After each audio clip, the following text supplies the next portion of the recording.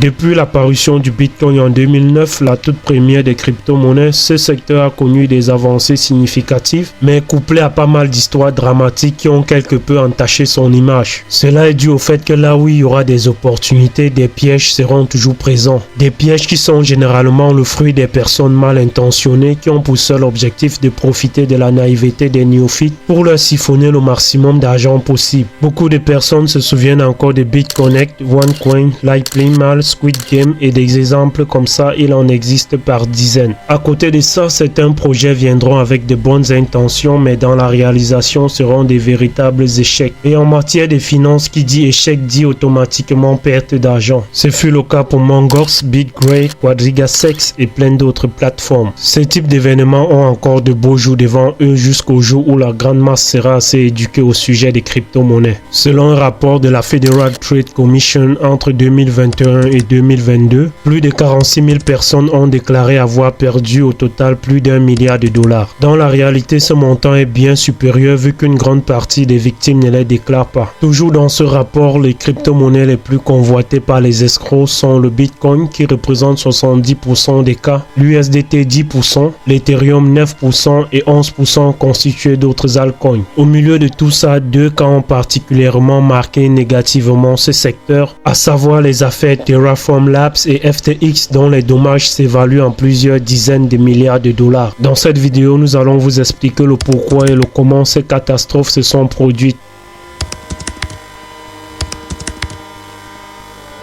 L'auteur derrière ce projet n'est nul autre que Do Kwon, un jeune sud-coréen. Né le 6 septembre 1991, il réalisera sa scolarité dans son pays de février 2007 à mars 2010 à la Daewon Foreign Language High School de Séoul, puis il partira poursuivre ses études en Californie, à Stanford University où il étudie les sciences informatiques de septembre 2010 jusqu'à l'obtention de son diplôme en juin 2015. Il effectue durant ses études un stage chez Apple en septembre 2012 et travaille brièvement chez Microsoft à la fin de son cursus. Et malgré ces deux opportunités, il ne reste pas très longtemps chez les géants de la technologie. Il décide de retourner en Corée du Sud afin de lancer son premier projet. En janvier 2016, il crée la société NFI qui est une plateforme de communication peer-to-peer basée sur la technologie de la blockchain. Son premier projet fonctionne rapidement puisqu'il reçoit plusieurs investissements importants. Il dirigera la société jusqu'en octobre 2017. En janvier 2018, il crée Terraform Labs dans le but de faire un stablecoin algorithmique en interconnectant deux crypto-monnaies, à savoir l'UST et le Luna. L'UST est censé avoir un coût stable, c'est-à-dire l'équivalent d'$1 et ce peu importe l'offre et la demande.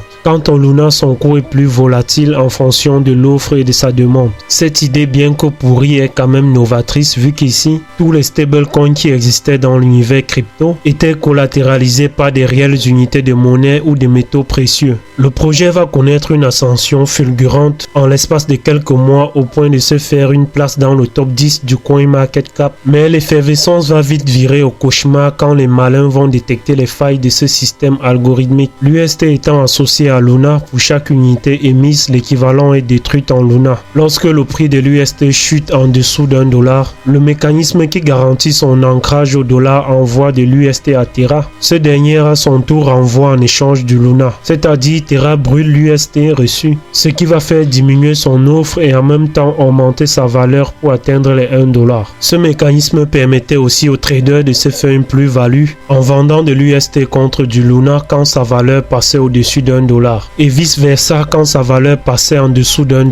C'est aussi ça en quelque sorte qui va occasionner la chute de ce projet, car en cas de liquidation massive d'UST et d'augmentation drastique de l'offre de Luna, la confiance pourrait très vite disparaître dans cet écosystème et créer un cercle vicieux comme ce fut le cas. Tout a commencé le 7 mai 2022 sur le protocole DeFi d'Ethereum Curve où des échanges massifs au détriment de l'UST ont lieu dans une pool de liquidités qui vont inéluctablement conduire au dépec de l'UST sur ce protocole, c'est-à-dire la perte de son ancrage au dollar. Très vite, d'autres traders vont voir en ça une opportunité terrible de se faire pas mal d'argent en pratiquant ce qu'on appelle l'arbitrage qui consiste à acheter un actif moins cher sur sur une plateforme et le revendre plus cher ailleurs. Cette pratique ne fera qu'augmenter la gravité des choses. Rapidement, ce qui avait commencé sur Q va se généraliser. Terra, pour essayer de sauver le navire, va sortir sa première arme qui est de brûler le maximum d'UST pour ralentir la perte de son ancrage au dollar. Mais comme on l'a tantôt expliqué, plus on brûlera d'UST, plus on augmentera l'offre de Luna, qui lui aussi va voir son prix chuter, créant ainsi une spirale infernale. La dernière alternative pour Terraform Labs était d'user de son fonds de réserve en Bitcoin pour acheter les UST vendus en cascade, sauf qu'une fois de plus, un problème va se poser. En vendant une quantité importante de Bitcoin, une forte pression baissière va s'exercer sur ce dernier, ce qui va faire fondre la valeur du reste de leur réserve de Bitcoin. Terra s'est ainsi retrouvé dans l'incapacité d'acheter suffisamment d'UST liquidés. En l'espace de 4 jours, l'UST va passer d'une valeur d'1$ à 12 centimes et le Luna perdra plus de 95% de sa valeur, ce qui est le résultat de plus de 45 milliards de dollars partis en fumée, un vrai séisme pour l'industrie crypto. Suite à ça, plusieurs sources dont d'anciens employés de la société affirmeront que Docoin s'était déjà penché sur la création d'un stablecoin algorithmique avec un projet nommé Basic Cash, fondé en 2020 par deux anonymes sous les pseudonymes de Rick et Morty, en référence à la série d'animation du même nom. Il s'avéra bien plus tard que Docoin se trouvait en réalité derrière le pseudonyme Rick. Le projet n'ayant jamais atteint son objectif de parité avec le dollar américain, va rapidement s'écrouler au début de l'année 2021 jusqu'à disparaître complètement des radars de la blockchain. Et d'après de nombreuses sources, Basic Cash était déjà dans le viseur de la SEC aux États-Unis et ce dès ses débuts. Pour ce qui est de son sort, Docoin n'a pas réellement été inquiété à part quelques interpellations. Il est actuellement en liberté et vivrait à Singapour. Il miroite d'ailleurs un espoir de retour au devant de la scène crypto avec de nouveaux projets, et ce malgré le mandat d'arrêt lancé contre lui par Interpol.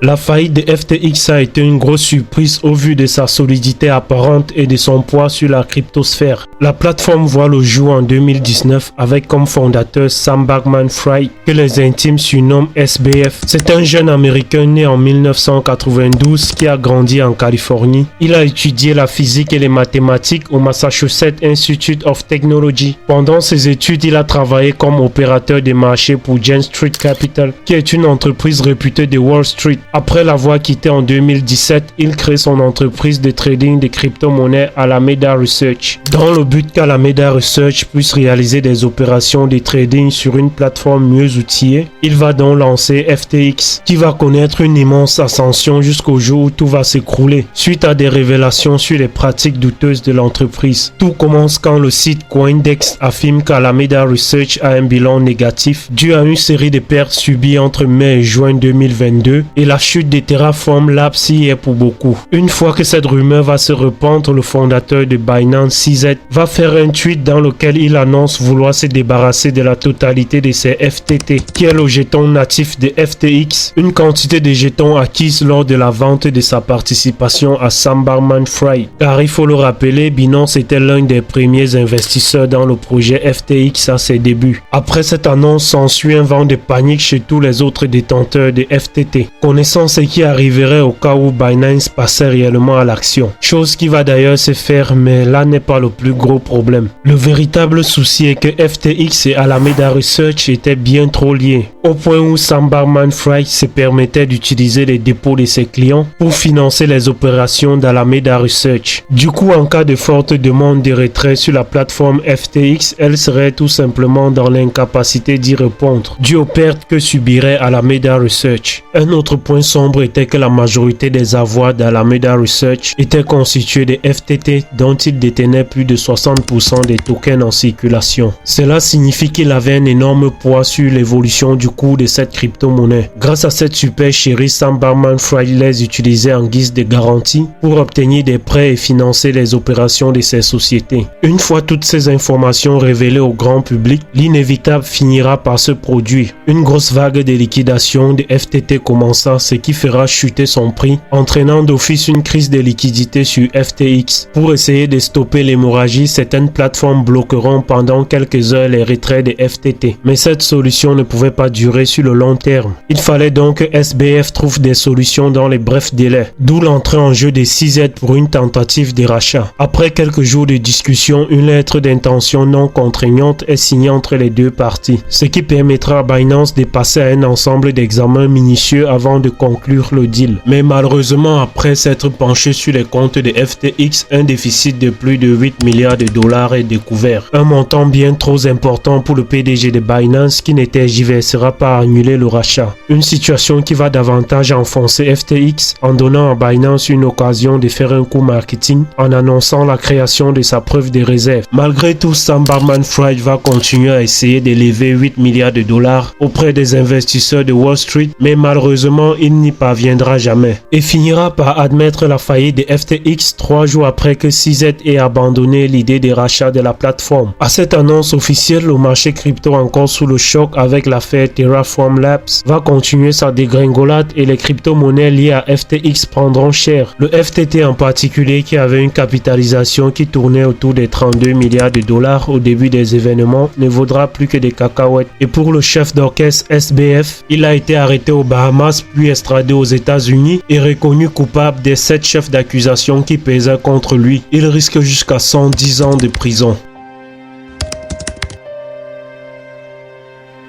On ne le dira jamais assez, faites le maximum de recherches sur les projets dans lesquels vous investissez. Diversifiez-vous et n'investissez que ce que vous êtes prêt à perdre. Étant donné que tout investissement comporte des risques, en matière de crypto-monnaies, une des précautions que vous pouvez déjà prendre, c'est de ne pas laisser vos crypto-monnaies dormir sur des plateformes et quoi de mieux qu'une clé Ledger pour les sécuriser. Vous pouvez passer par ce lien dans la description de la vidéo pour vous en procurer. Et si vous souhaitez en savoir davantage sur le fonctionnement de Bitcoin, je vous invite à regarder cette vidéo qui s'affiche à gauche de l'écran. Sur ce, je vous dis à très bientôt pour une nouvelle vidéo et surtout prenez soin de vos crypto-monnaies.